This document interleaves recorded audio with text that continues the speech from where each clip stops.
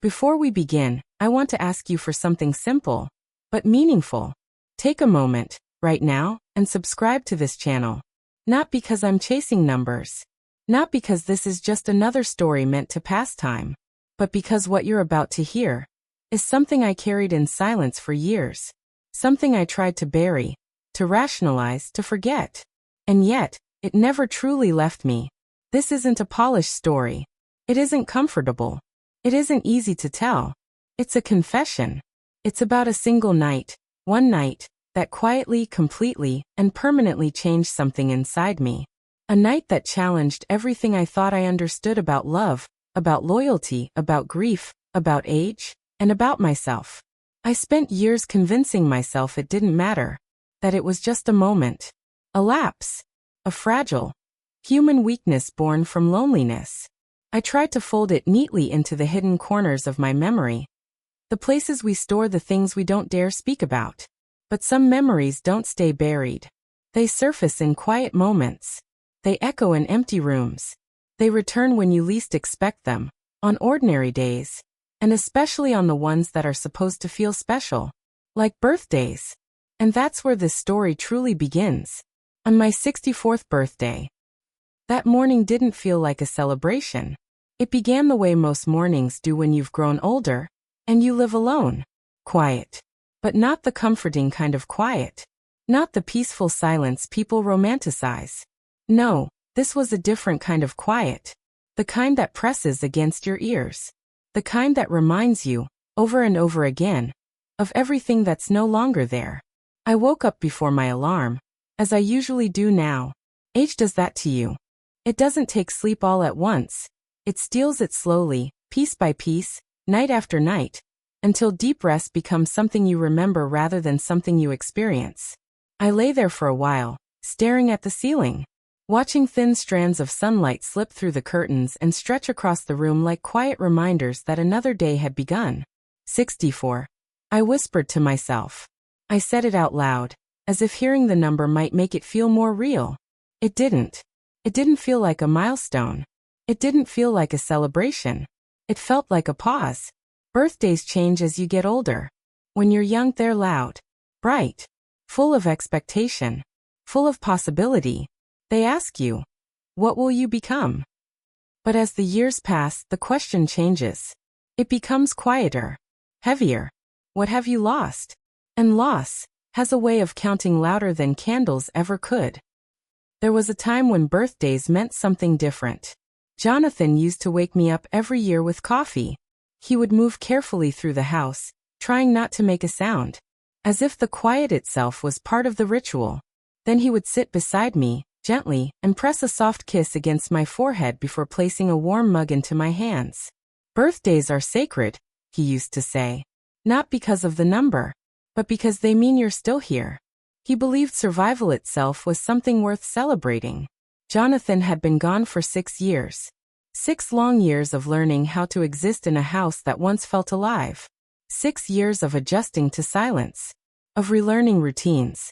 Of sitting across from an empty chair at the dinner table. Grief doesn't just take a person. It reshapes the space they leave behind. It changes the way time feels. The way mornings begin. The way nights stretch on. It ages you, but not in the way time does.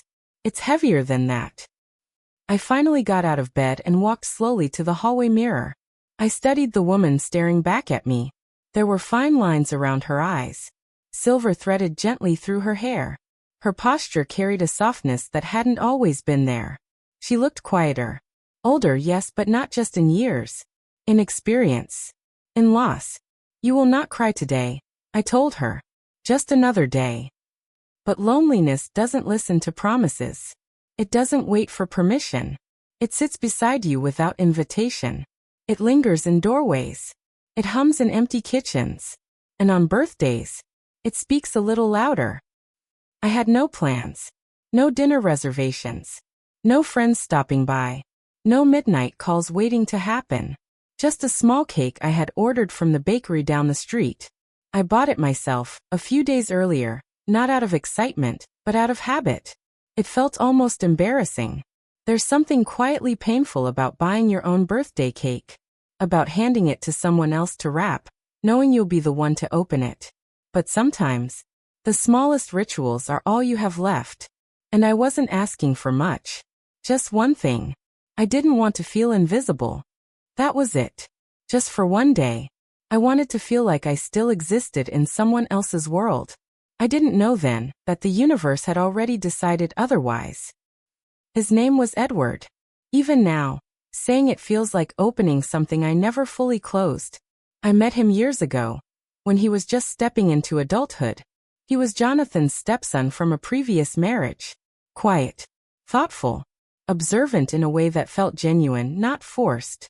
He wasn't the kind of person who spoke just to fill silence. He listened, really listened. The kind of listening that makes you feel seen in a way words rarely do. Back then, I was simply Bella to him, his father's wife. There was a natural distance between us. Respectful, appropriate. I was older, established, married. He was still figuring out who he was. We existed in different chapters of life. Or at least, that's what I believed. Time, however, has its own way of rewriting boundaries. When Jonathan passed away, the world shifted. For both of us. Edward showed up the week after the funeral. Not dramatically. Not with speeches or grand gestures. He just came. He fixed things around the house that had been left undone. He organized paperwork I couldn't bring myself to touch. He sat with me during evenings that felt too heavy to carry alone. He didn't try to fill the silence. He simply stayed. And there's something profoundly powerful about someone who stays. At first, his presence felt safe, comforting, like an extension of something I had lost. I told myself it was just that, a continuation of care, a sense of responsibility, family in the simplest form. But grief changes things. It softens boundaries. It deepens conversations. It creates space where emotions begin to grow in unexpected directions. Small moments started to feel different. Our conversations became more personal. The silences between us became deeper, but not uncomfortable. There were times when our hands brushed accidentally while passing something across the table, and lingered just a fraction longer than they should have. Moments when his laughter filled the house, and something warm stirred in my chest. Moments when I noticed things I shouldn't have noticed. Like the way he had grown. The way his presence felt steady, grounded. And each time, I buried those thoughts immediately. I told myself the same thing over and over again. You're lonely. You're grieving. You're imagining things. Because loneliness can be convincing. It can blur lines. It can create meaning where there shouldn't be any. Or so I believed. But emotions don't disappear just because you rename them. Then one day he was gone. No argument. No explanation. One day he was there, fixing a light on the porch. The next. Nothing. No calls. No messages. No visites. Just absence. And I told myself it was for the best.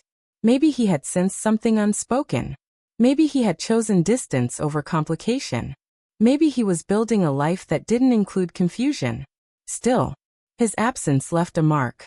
Because some people don't leave your life entirely. They remain in the structure of your memories. In the quiet corners of your thoughts. In the spaces you didn't realize they had filled. And on my 64th birthday, I thought about him more than I wanted to admit. That's when I heard the knock. It startled me. Sharp. Unexpected. For a moment, I considered ignoring it. But something I couldn't explain, made me walk toward the door. And when I opened it, time shifted. He was standing there. Edward. Older. Broader. Changed, but unmistakably the same. There was a quiet confidence in the way he stood. A steadiness that hadn't been there before. But his eyes were unchanged. Still observant. Still searching. Still seeing more than he said. We stood there in silence for a moment. "Hi, Bella," he said. And something in the way he said my name felt different. Deeper. More certain. It settled somewhere inside me that I had spent years trying to ignore. "What are you doing here?" I asked. He gave a small shrug. "I need some documents from the garage," he said. It was an excuse. A fragile one. We both knew it. but I stepped aside anyway. When he walked into the house, it felt like something had returned, like the walls themselves recognized him, like the past had been waiting quietly for this exact moment. A few minutes later, I followed him to the garage, and that's when I saw it. A gramophone. Not a modern replica, but a beautifully restored, vintage piece. Polished wood, carefully maintained, timeless. My breath caught.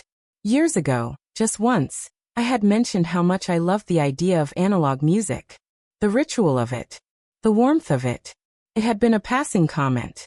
Something I barely remembered saying. But he had remembered. Beside it sat a single record. My favorite song from my youth. A song I hadn't heard in decades. "How did you?" I began. "I listen," he said quietly. He placed the needle. The music began. Soft. Crackling. Alive. And suddenly, I wasn't standing in a garage anymore. I was somewhere else. Somewhere younger. Somewhere I had forgotten existed. It wasn't just music. It was memory. It was time, folding in on itself. And in that moment, I understood something I couldn't ignore. He hadn't come for documents. He had come. For me. He left shortly after. No dramatic gudvie. Just a look. A quiet, lingering look that said more than words ever could. I thought that was the end. I was wrong. Because that evening, there was another knock. And when I opened the door, he was there again, holding a small cake. "I didn't want you to spend your birthday alone," he said. And something inside me broke. Not because of the cake, but because someone remembered. Because someone cared enough to come back. "Change into something nice," he said gently. "Let me give you one evening." I hesitated. Because this felt dangerous. But there was something in his expression. Something honest. Something vulnerable. And I said yes. Upstairs, I found a black dress I hadn't worn in years. Elegant. Simple. Timeless. I put it on, and stood in front of the mirror. And for the first time in a long time, I didn't see someone fading. I saw someone who had lived. Who had loved deeply. Who had survived loss. Who was still here. "You're still beautiful," I whispered. And this time, I believed it. When I came downstairs, the music was playing again. And the way he looked at me, it felt like he was afraid I might disappear. We talked. About everything. About why he left. "I was afraid," he said. "Of what I felt. Of what it meant." And I realized, I had been afraid too. When he asked me to dance, I didn't answer. I simply stood. The music was slow. Soft. And we moved carefully, like two people aware that one wrong step could change everything. It wasn't passion. Not the kind defined by youth. It was something quieter. Something deeper. Recognition. For a moment, nothing else mattered. Not age. Not history. Not consequences. Just presence. "I don't want tonight to end," he whispered. And that's when reality returned. Clear. Unavoidable. Because some love is not meant to stay. Some love exists only to remind you that you're still alive. I stepped back.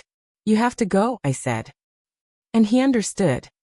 The next morning, there was a note. "Thank you for reminding me what love feels like." He didn't promise me a future. He didn't offer permanence. What he gave me was something else. Proof. Proof that my heart was still capable of feeling. Proof that desire doesn't disappear with age. Proof that even after loss, something inside us can still awaken. And sometimes, that's enough. If this story touched something in you, if you've ever loved someone you couldn't keep, if you've ever felt something awaken inside you when you thought it never would again, then subscribe. Because sometimes, telling the truth is how we begin to heal.